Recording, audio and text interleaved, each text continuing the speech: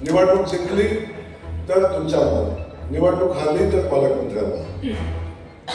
ती वेळ माझ्यावर आली नाही याचा मला मनापासून आनंद आहे. मी आपल्या सगळ्यांची, खास करून स्टेजवरच्या सगळ्या नेत्यांची क्षमा मागेन. या निवडणुकीमध्ये कधीतरी काही निर्णय आपल्या मनासारखे झाले, काही निर्णय आपल्या मनासारखे झाले, त्यावेळी काही निर्णयाचा फायदा झाला, कोणत्याच निर्णयाचा झाला, काही निर्णयाचा तोटाही झाला.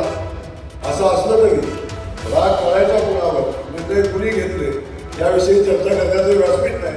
असे नेते कशा पद्धतीने लढतायत, निवडणुकीची स्ट्रॅटेजी काय असायला पाहिजे आणि कुठल्या वेळी शहरामध्ये कुठली गोष्ट केली पाहिजे.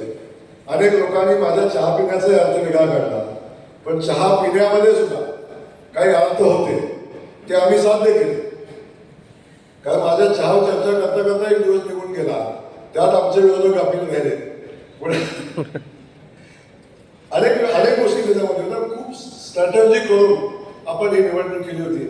मला वाटते प्रत्येक स्ट्रॅटेजी आपली यशस्वी झाली. पहिल्या दिवशी मी सांगितलं होतं, निवडणूक जिंकली तर तुमच्यावर, निवडणूक हारली तर पालकमंत्र्यांवर.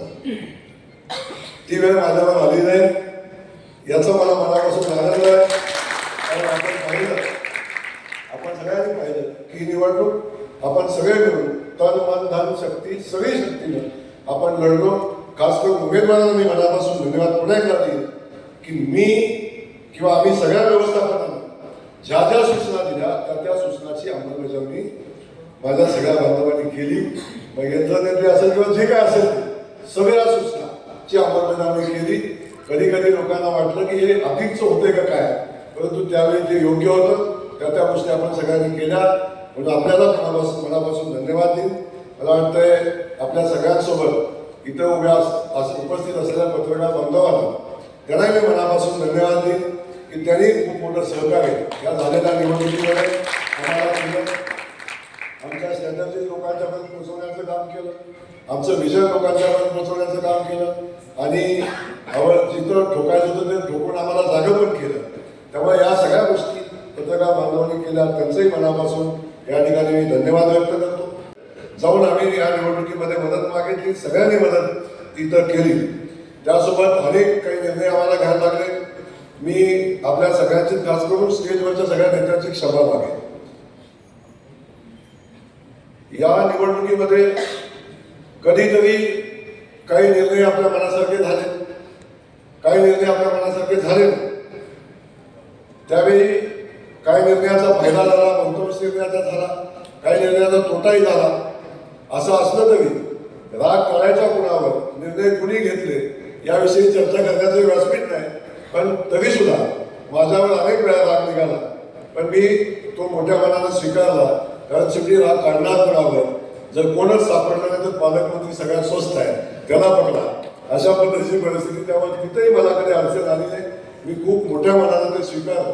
तसं वास्तविक पाहता मी सहजपणाचं ऐकून घेत नाही, पण आपल्या परिवारातले सगळे सहकारी होते, त्यामुळे सगळ्यांच्या गोष्टी या निमित्तानं मी ऐकून घेतल्या आणि मोठ्या मनानं त्या स्वीकारून पुढे जायचा निर्णय घेतला. आणि म्हणून आज आपण बघतो आपल्याला एवढं मोठं यश मिळालं. निवडणुकीच्या कालखंडामध्ये मी उमेदवारालाही मनापासून धन्यवाद देईन की आपण, मला वाटते पहिली निवडणूक असेल की आपण प्रत्येक उमेदवारासोबत 1 to 1 चर्चा केली. एकदा, दोनदा, काही लोकांशी 3दा, काही लोकांशी 4दा, काही लोकांशी 5दा, काही लोकांशी 6 वेळा चर्चा केल्या की आपल्या प्रभागामध्ये कुठली अडचण आहे, आपल्याला काय करायला लागेल, आपल्याला नेमकी आपली स्ट्रॅटेजी काय असेल, कुठं कमी आहे, कुठल्या समाजाची अडचण आहे, या सगळ्या गोष्टीवर आपण बारकाईने अभ्यास केला. आणि ज्या ज्या सूचना माझ्याजवळ पोचल्या त्या सूचना मी आपल्याजवळ पोचवल्या आणि त्या सूचनाच्या अनुषंगानं आपण त्याच्यामध्ये दुरुस्ती करण्याचा प्रयत्न केला.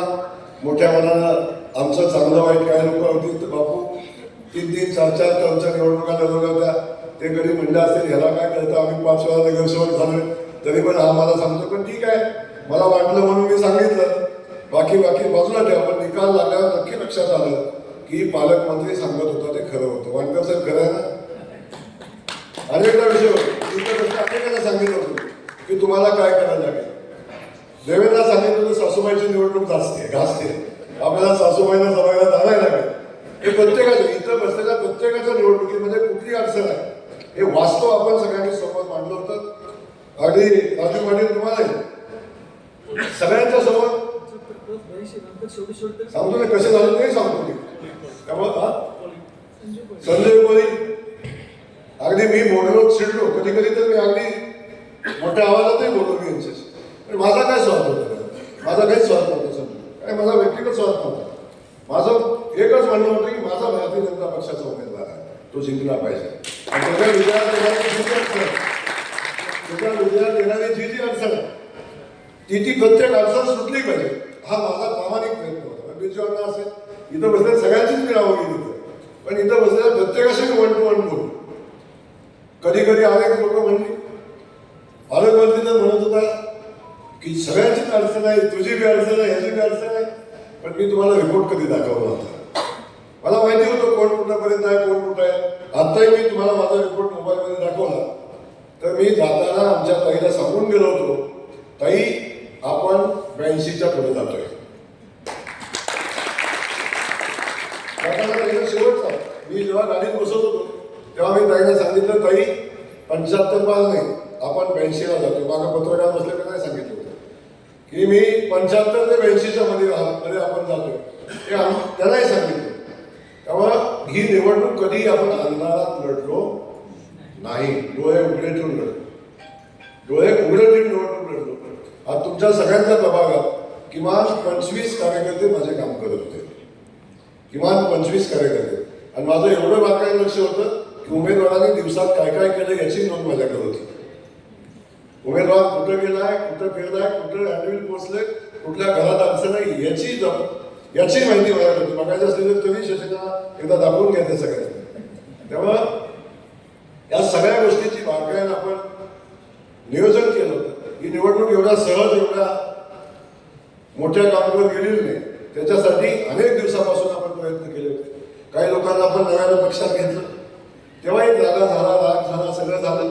मी तेव्हाही सांगितलं की भगवान श्रीकृष्णानं सुद्धा महाभारतामध्ये कौरवांच्या विरोधात युद्ध लढत असताना, युद्धाची तयारी करत असताना अनेकदा कौरवांच्या सेनेतल्या कुठल्या योद्ध्याला पराभव करण्यासाठी कुठल्या नवीन योद्ध्याला आपल्या सेनेत घ्यायला लागेल हे भगवान श्रीकृष्णांनी सुद्धा त्यावेळी नवीन नवीन योद्ध्यांना आपल्या सोबत घेतलं होतं.